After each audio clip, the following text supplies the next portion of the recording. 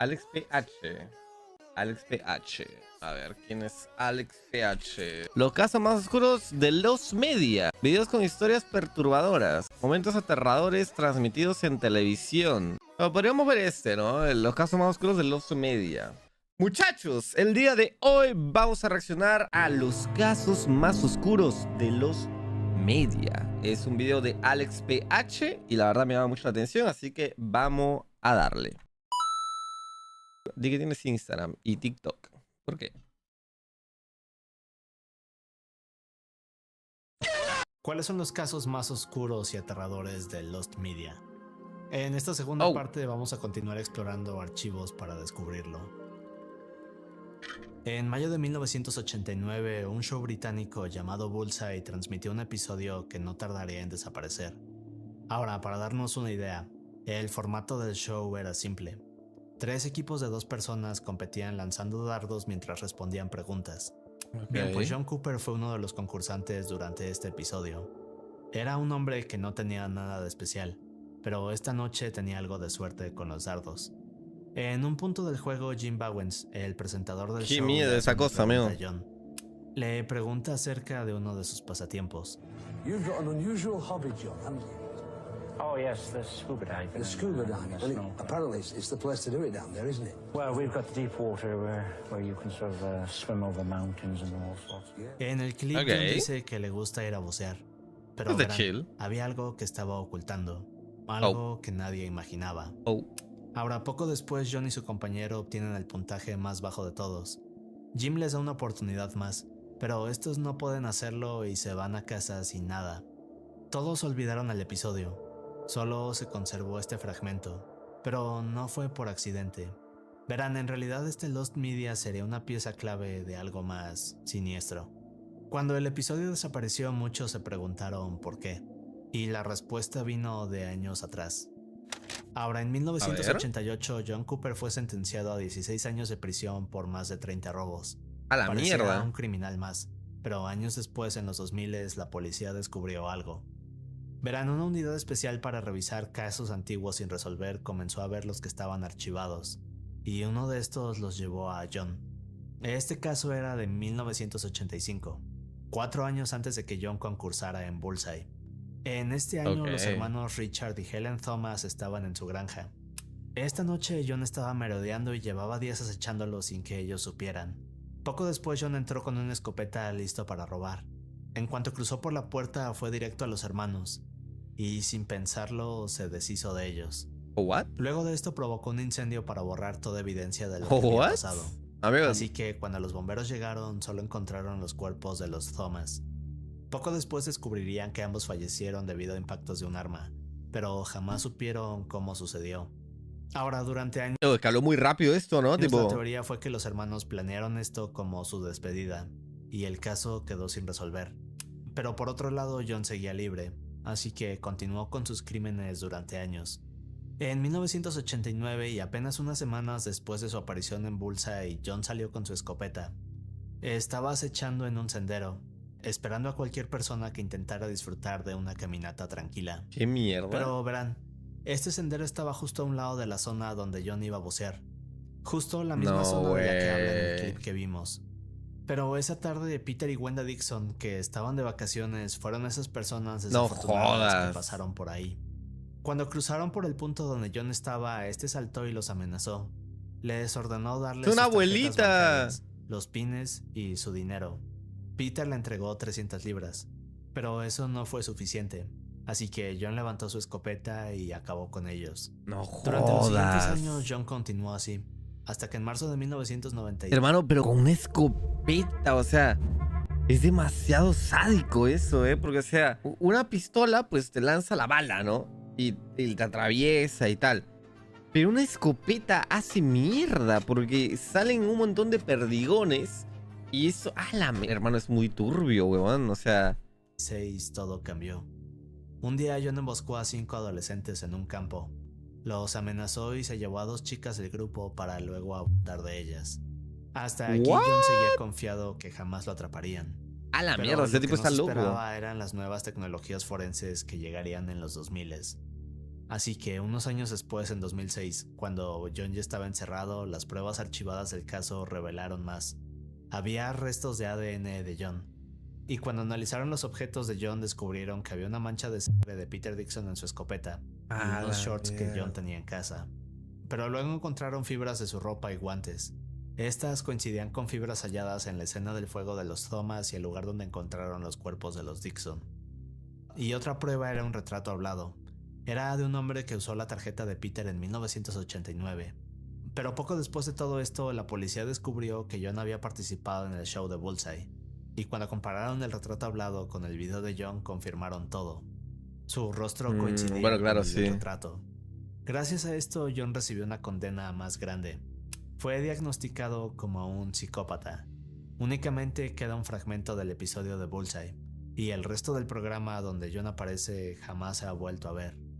¡Hala, qué turbio, amigo! Un tipo así estuvo en televisión de lo más chill, hermano. ¡Hala, qué turbio!, ¿no? Pasar a la siguiente historia, les contaré algo. Verán, en los últimos meses he estado cambiando algunas cosas en mi estudio, como luces, algunos micrófonos y un par de cosas extras random. Solo que los gastos se han vuelto perturbadores. Pero entre tantas cosas llegó mi salvación, Platacard, que afortunadamente... ¡Carajo, me estoy comiendo un anuncio! Opera GX. El mejor navegador de todos. Sí, gordo, sí. No, de lado ya no. Ya debes de...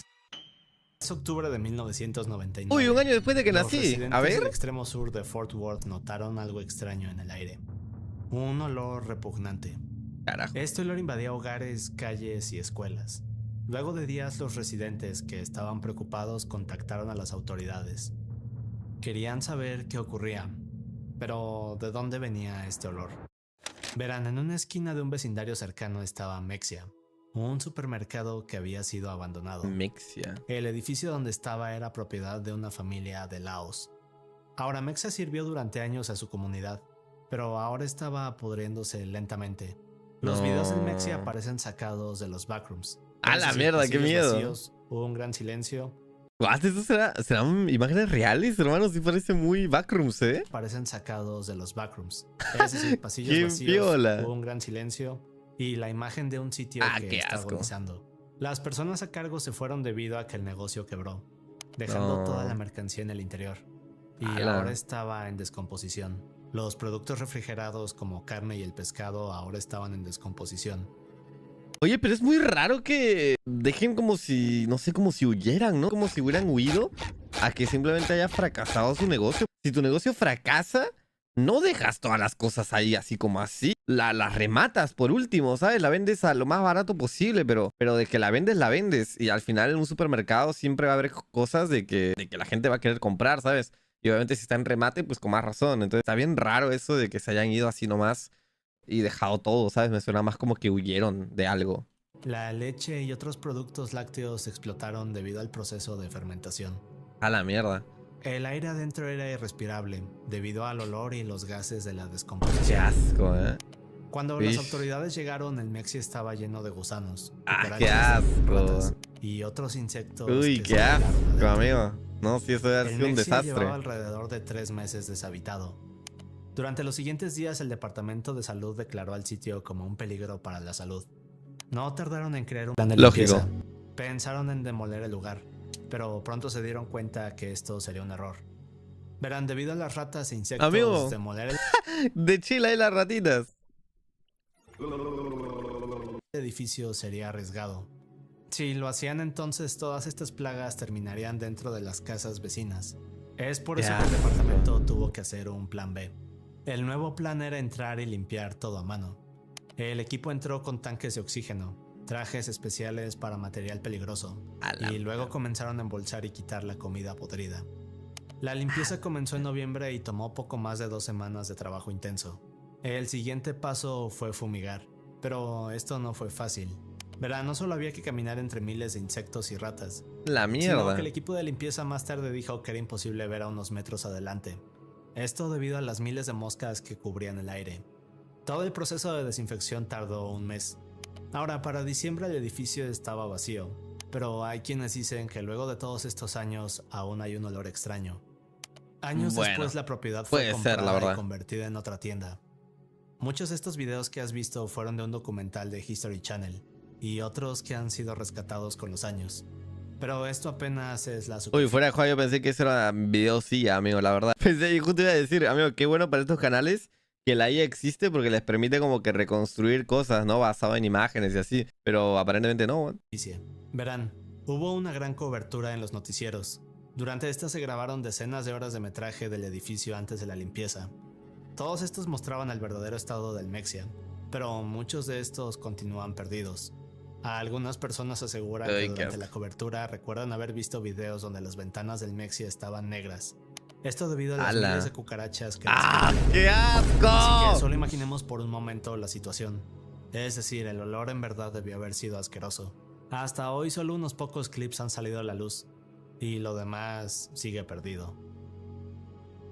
Ahora vemos un nivel más abajo. A ver, está interesante el caso. Es muy... A ver, no siento que sea tan turbio, pero sí como muy asqueroso, ¿no? La verdad. Igual te digo, me da más curiosidad e intriga el tema de los dueños y por qué carajo desaparecieron así. O sea, por qué se fueron así. Más como duda me genera, pero no lo explica, así que ni modo. El 15 de abril de 1989 hubo un partido de fútbol entre el equipo de Liverpool y el Nottingham. Este fue en el estadio Hillsborough, en Yorkshire del Sur. Era un partido de semifinal, así que el estadio estaba lleno de fanáticos. Ahora, durante los últimos años hubo algunas preocupaciones. En 1981 la policía abrió una entrada por donde llegaron cientos de personas. Todas estas entraron corriendo y se acumularon en una zona que ya estaba saturada. El resultado de este incidente fue 38 personas lastimadas. Ahora, afortunadamente no ocurrió nada más grave, pero esto mostró que el estadio no estaba diseñado para recibir grandes cantidades de gente. Luego de esto el estadio fue rediseñado. Se le colocaron algunas cercas para separar zonas y así poder controlar el movimiento de las personas. Pero esto no fue suficiente. Y el día de la semifinal entre el Liverpool y el Nottingham ocurrió algo terrible. Este día la policía colocó oficiales que no tenían experiencia controlando multitudes. Así que cuando las hordas de gente comenzaron a llegar, empezó el conteo hacia un desastre. Ese día miles de fans del Liverpool llegaron tarde debido a los trenes y autobuses retrasados. Las personas comenzaron a acumularse afuera en la sección de torniquetes. ¿Cuánta gente? Pero aquí es donde todo comenzó. Los oficiales no tenían ningún plan claro. Y mientras tanto, la zona comenzaba a saturarse. A eso de las 2:35 p.m. la entrada era un caos. Y minutos después, a las 2:52, el comandante a cargo de la seguridad del estadio recibió un informe. Este advertía del riesgo en la zona de torniquetes, así que el comandante ordenó abrir la puerta C. Pero esto solo hizo que los fanáticos entraran corriendo desesperados al estadio.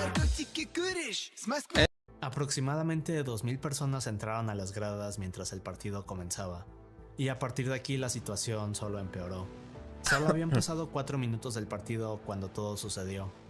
Las personas emocionadas comenzaron a acercarse a los bordes de las gradas. Luego de esto las barreras cedieron, eso provocó que muchas personas cayeran al suelo sin posibilidad de levantarse. Lo peor fue que otras personas que intentaban salir desesperados comenzaron a pasar por encima de los que estaban en el suelo. Amigo, no, eso... Pero la policía no se dio cuenta de lo que estaba pasando hasta que fue demasiado tarde. Ahora, cuando intentaron responder a la emergencia, lo hicieron mal. No hubo organización, todo fue lento, y lo peor fue la confusión.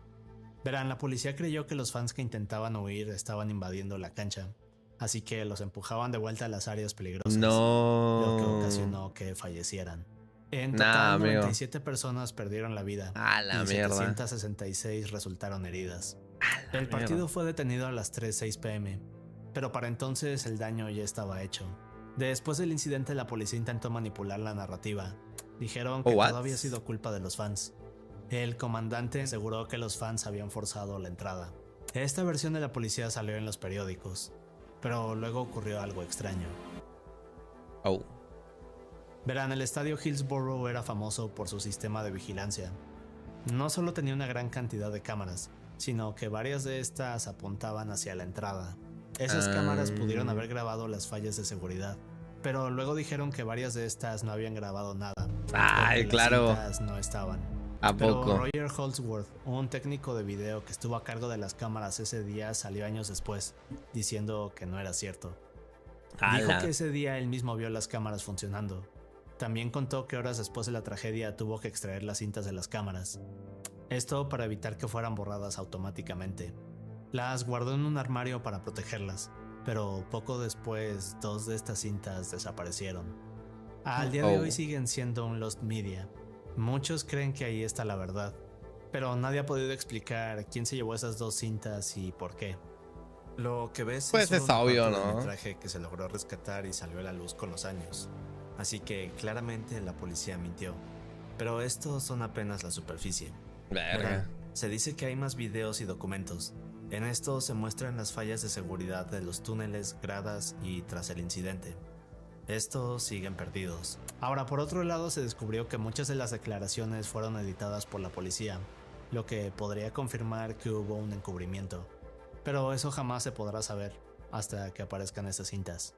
Y ahora investiguemos el siguiente. Oye, eso sí, es muy loco porque, claro, a día de hoy siento que es un poco más difícil que hagan este tipo de cosas por la cantidad de cámaras, la cantidad de... O sea, todo el mundo de por sí tenemos una cámara, ¿no? Para grabar cosas con nuestro celular. Entonces es como que más difícil que intenten borrar evidencias de cosas. No digo que no pase, pero es un poco más difícil. En aquella época era mucho más fácil, huevón. Era mucho más fácil porque no había tanta tecnología. Entonces no era como que todo el mundo podía grabar. O sea, hoy en día pasa algo así en un partido de fútbol, amigo, y no solo son... O sea, no solo son las cámaras de seguridad, sino que la propia gente que está aquí, los que graban, amigo. O sea, todo el mundo tendría celular y empezaría a grabar sí o sí un montón de gente, ¿sabes? Y se verían diferentes ángulos, más cosas y tal. Entonces, es un poco más difícil, ¿sabes? Pero en esa época era... ¿Qué cantidad? O sea, si ponen a pensar qué cantidad de cosas pasaron y qué cantidad de cosas habrán pasado y que no sabemos, porque fueron cosas que lo eliminaron o lo llevaron muy por debajo, ¿sabes? Para que nadie se entere. O sea, es muy loco, amigo. Afirmar que hubo un encubrimiento. Pero eso jamás se podrá saber hasta que aparezcan esas cintas. Y ahora investiguemos el siguiente Lost Media. Estamos en 1928. Una película bíblica llamada El Arca de Noé llega al cine. A la mierda, ¿tan antigua? Curtis. Damn. Esta película fue grabada justo en plena transición entre las películas mudas y las primeras con sonido. Pero esta película fue criticada sobre todo por su duración. 2 horas con 15 minutos, que para 1928 era una eternidad. Luego de las críticas, la película fue retirada, y al poco tiempo llegó una versión recortada. Ahora, aquella versión extendida jamás volvió a ser vista, pero no solo es por el tiempo, sino por una escena en particular, la escena del diluvio. En ella podemos observar un set enorme con miles de extras. Varios de estos intentan creo que esto sí lo vi. que se derrumba para ir hacia el arca y sí se murieron, de verdad. Es un set considerado imposible para 1928, pero hay otras cosas ocurriendo al mismo tiempo. Ahora, lo más perturbador es que estas personas no estaban actuando. Y sí lo vi, esto sí lo vi, chat. Verán, muchos podríamos pensar que los actores aquí lo están haciendo realmente bien. En la escena hay más de 2.2 millones de litros de agua cayendo. A la Ahora, mierda. ninguno de estos extras sabían la cantidad de agua que correría este día. Así que cuando la escena inició, muchos fueron tomados por sorpresa y se dieron cuenta de la realidad, que era una escena peligrosa. Todos los actores lucharon por salvarse, pero 3 de ellos no lo lograron. Otros tuvieron accidentes. Antes de grabar la escena, el director de fotografía, Hal Moore, intentó advertirle a Michael, pero este no hizo caso. Dijo que los actores debían estar listos para arriesgarse. ¿Qué carajo? Ahora se dice que en el corte original de la película la escena del diluvio es más larga y violenta. Al parecer se podían ver las tragedias sucediendo en pantalla. Esos minutos fueron recortados y jamás volvieron a proyectarse. La versión original se perdió. Michael quería que el diluvio se viera real, pero el costo fue demasiado alto. Es un Lost Media terrible, pero estamos casi llegando al final. ¿Y ganó un Oscar? Tenemos 2 casos que van más allá. Hermano, ganó. Espero que no sea real esa foto que está con un Oscar, amigo. Literalmente mató gente y le da un Oscar, amigo. ¿Qué carajo? El 14 de julio del 2019, una mujer de 34 años llamada Kim Devins y su hermana Olivia escuchan un golpe en la puerta. Cuando abren hay 2 oficiales de policía. Uno de ellos pide hablar con Kim. Empiezan a hacerle preguntas, pero de pronto Olivia grita. Un instante después sale de la cocina con su teléfono y luego muestra algo terrible. Ahora, para entender esta historia debemos ir hacia atrás. En 2017, Kim y su hija de 15 años, Bianca, que vivían en Utica, Nueva York, tuvieron una serie de problemas. ¿Nueva York? Bianca luchaba con ansiedad y problemas emocionales. Hacer amigos en persona era casi imposible, así que su refugio eran las redes sociales. Ahora, en este año, Bianca conoció a un chico por 4chan y luego Espera, ¿de qué año dijo que era? Redes sociales y todo. comenzaron una relación. No es muy antiguo esto, ¿no? El problema es que este chico vivía a un par de horas de distancia, pero Bianca se 2015. había obsesionado con él. En una ocasión se escapó para ir a verlo. Ahora, este tipo de incidentes se repitió a lo largo de año y medio. Así que para finales de 2018, Kim, que ya estaba desesperada, decide que lo mejor es internar a Bianca en un centro terapéutico. Esto sería durante un par de meses, y para febrero del 2019 Bianca regresa a casa. Todo va bien. Bianca está contenta y Kim por fin siente que su vida es normal. Ahora, en primavera de ese año, Bianca conoce a un chico llamado Brandon por Instagram. Era un chico de 21 años que vivía en Cícero, a unos 50 minutos de Utica. Brandon y Bianca tenían algunas cosas en común, así que comienzan una amistad. Al principio todo era por redes sociales, pero en los siguientes meses Brandon comenzó a verse con Bianca. Incluso asistió a su fiesta de graduación. Quienes conocían a Brandon decían lo mismo, que era un chico extraño y tímido. Ay, no. En un punto Brandon le confesó a Bianca que le gustaba y que quería que fuera su novia. Solo que Verga, ya me está dando miedo por dónde van este camino, ¿sabes? La historia ya más o menos me imagino cómo va a acabar, amigo. Bianca, que ahora estaba recién graduada, le dijo que quería enfocarse en la universidad, así que solo quería ser su amiga. El problema es que Brandon no aceptó esto. Verán, para él Bianca no era una amiga, sino su propiedad. En las siguientes semanas comenzó a referirse a sí mismo como su novio.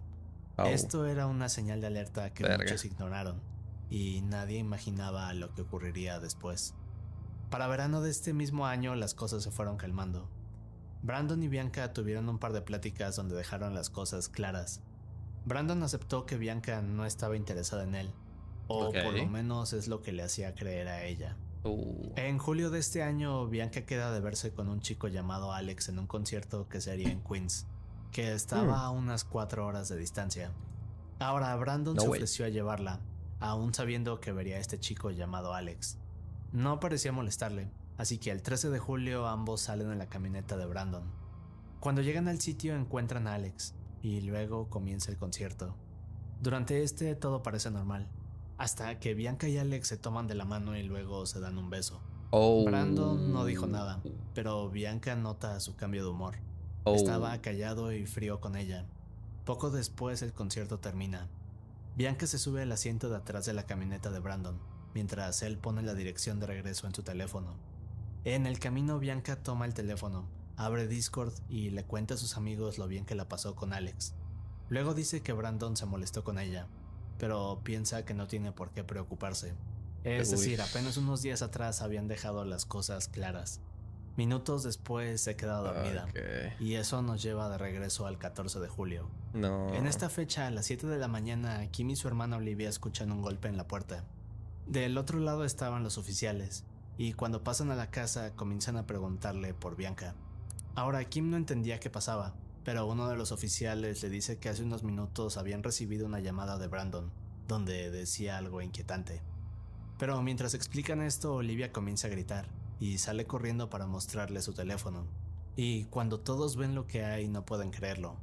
Ahora, resulta que cuando Bianca se durmió, Brandon comenzó a documentar su viaje de regreso, tomando algunas fotos y publicándolas en Instagram.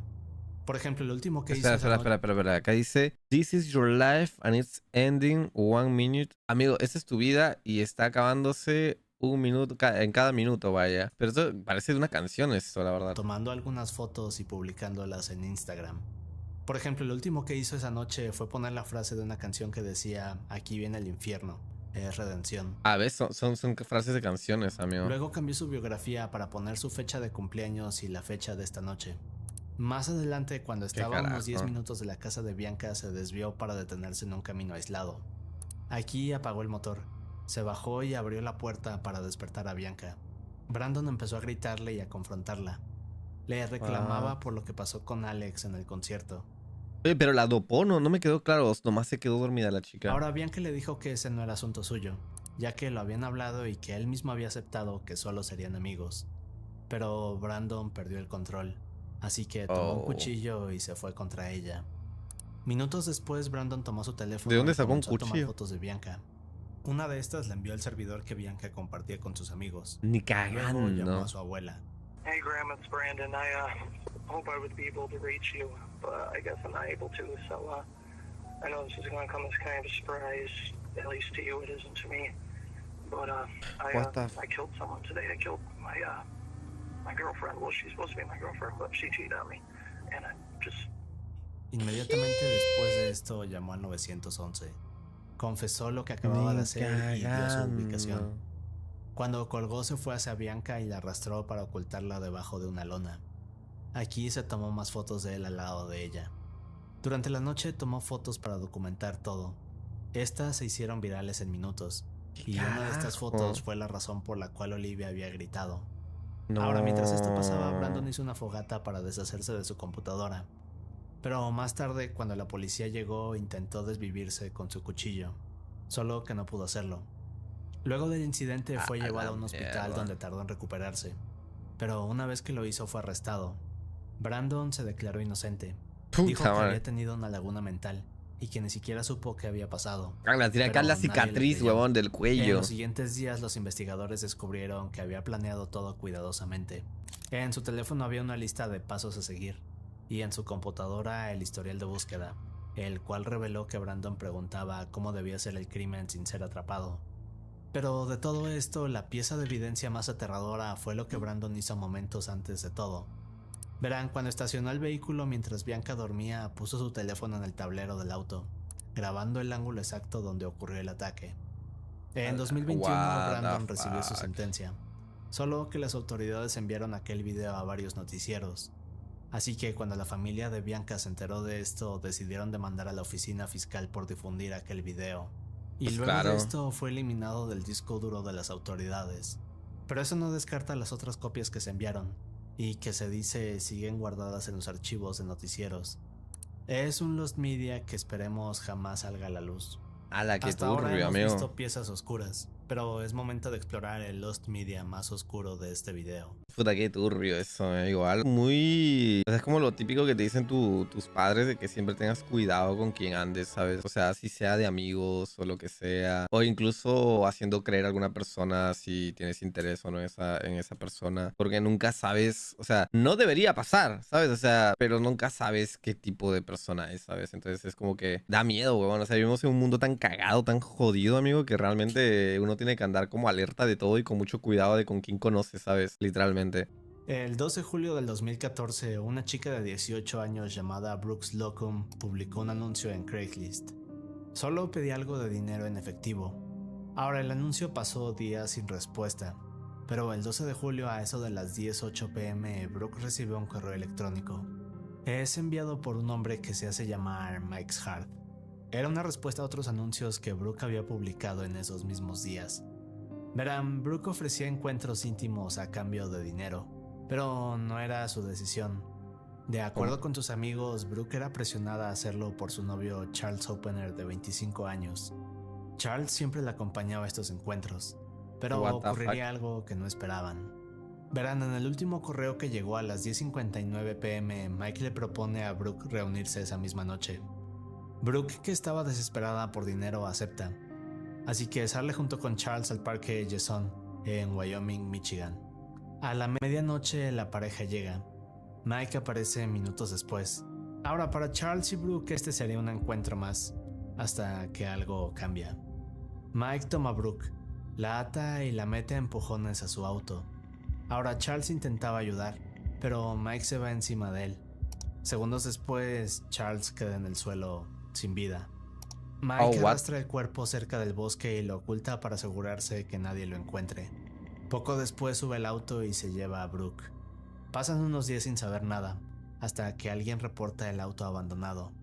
Aquí es cuando la policía comienza a investigar. Ahora, lo primero que hacen es ir con los padres de Charles, pero estos no saben nada. En su trabajo, sus compañeros tampoco pudieron dar alguna pista. Días después regresan a la zona del parque, y el 16 de julio la policía encuentra un cuerpo sin cabeza entre los arbustos. ¡A la mierda! Más tarde confirmaron que era Charles, pero no se imaginaban lo que estaban por descubrir. En las siguientes horas la policía descubre que Charles tenía una relación con Brooke, pero ella también había desaparecido. Aquí es cuando las autoridades obtienen una orden para registrar su departamento. Cuando llegan comienzan a buscar en su computadora. En ella descubren los correos y mensajes de Mike Hart. Con esa pista contactan a la unidad de delitos cibernéticos y comienza una investigación. La unidad no tarda en conectar la dirección de correo con el perfil de Facebook de un hombre, solo que este no se llamaba Mike, sino Brady Ostrike. Cuando ya tienen identificado a Brady y su domicilio, los agentes vigilan la casa mientras esperan una orden de registro. Alrededor de las 9 p.m. el 17 de julio, Brady sube a su auto y se va de casa. Momentos después es detenido por un oficial, pero antes de que el oficial llegue para hablar con él, Brady se escapa. Esto desata una persecución a alta velocidad. Ah, la mierda. Oye, esto muy de película, hermano. What the fuck. Qué locura, ¿no? O sea, cuando ves estos casos, entiendes por qué hay tantas películas así y series así, huevón. Cuando Brady pierde el control y termina por estrellarse contra una barrera. Ah, mío. Cuando los oficiales se acercan para arrestarlo, Brady toma un arma y luego se desvive. La policía registra el auto y aquí descubren lo que hay en la cajuela. No, ya me lo... En el interior encuentran a Brooke de 18 años, que además tenía un embarazo de no 8 meses. Jodas. Pero lo más aterrador vendría después. Ahora, cuando registran la casa de Ostrike, descubren más de 400 evidencias. Había cuerdas, cuchillos, espadas, una jaula y hasta un sótano transformado en una habitación aterradora. Pero lo que más llamó la atención de los investigadores fueron todas las cámaras que Brady tenía. Verán, Brady había instalado cámaras y se grabó preparando el sótano donde mantuvo a Brooke durante 5 días. Ahora existe un video que muestra todo lo que Brady le hizo a Brooke. Lo más terrible es que mientras la policía reunía pruebas y esperaba la orden para entrar a la casa, Brooke seguía atrapada ahí adentro. Dime por favor que no la tenía acá, huevón. O sea... Así que en otras palabras, fue muy tarde. Durante esos 5 días... ¡No jodas! O sea, la policía pudo haberlos salvado si tan solo no hubieran estado esperando la orden de entrada a la casa, amigo. No me lo puedo creer. Ah, la mierda, amigo. Brooke estuvo encadenada en ese sótano. Lo que ocurrió ahí quedó grabado y la policía decidió que nadie debía verlo. Lo que comenzó como una simple solicitud de dinero terminó en una historia inquietante. Todo causado por un hombre perturbado. ¡Hala, qué miedo, amigo! Uy, qué heavy esos casos, hermano. Oye, fuera de joda, me siento como... No sé, traumado, amigo. Siento que uno viendo estos casos se trauma más, ¿no? Tipo, ¿qué carajo con la gente, hermano? Con el mundo, amigo. No, sí está bien heavy, está bien heavy. Pero bueno, muchachos. Si quieren seguir traumándose, apoyen este video y nos vemos en el siguiente. Adiós. Ok. Oye, pues... Sí, da miedito. Voy a hacer otra intro por si acaso. Voy a hacer otra intro por si acaso, muchachos.